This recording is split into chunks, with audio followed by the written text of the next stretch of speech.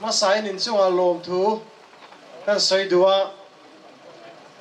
ai zol pon ang deuh hi vani avla em maya mà ni sum seng thei tok chuai ni rong kala ni sa tuaya digna duin zirlai ten nakin lo kan lama chon tur kan chan vo ni bok dik level 5 taka nala kalpui ni theina tur te be sei chunga helaya zirlai local khom te masain in chunga lom thu kan soi ani NIT Assistant Register nalak chung changa hian Chief Minister po kan soi pui to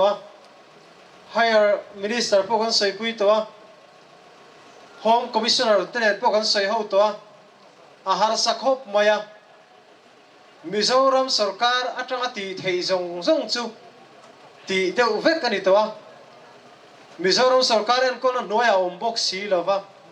a nodal department angkhan education higher education po kan ve chau khani ya chuan NIT nalak a fel fai theina le NIT fel fai tha kan nei theina tur chuan voinia kan isui kan ti lo thei lo kan ti mak mo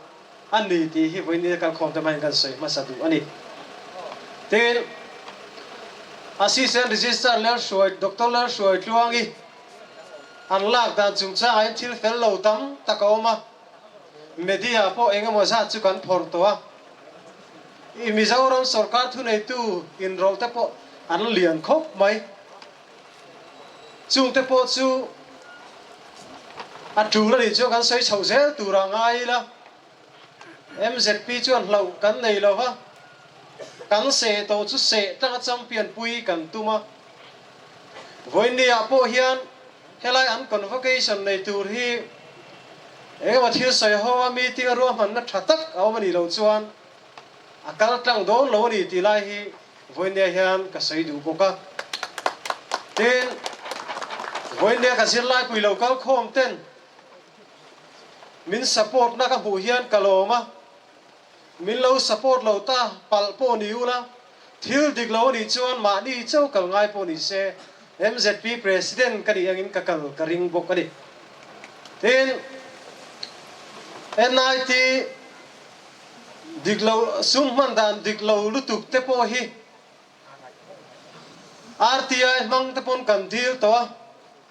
tin tu tuban convocation nei turen cheng noi som ni paruk chuang sangson le poisa man tu ro mani turu khop mai ni khat pokre ta cheng noi som ni paruk chuang ani chu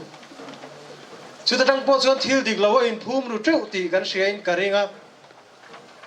chu wa chu NIT a chuan voinia kan ti ba ka hi ti thei Mizoram lamatang chuan awang khop maya Ministry of Education nuayan nia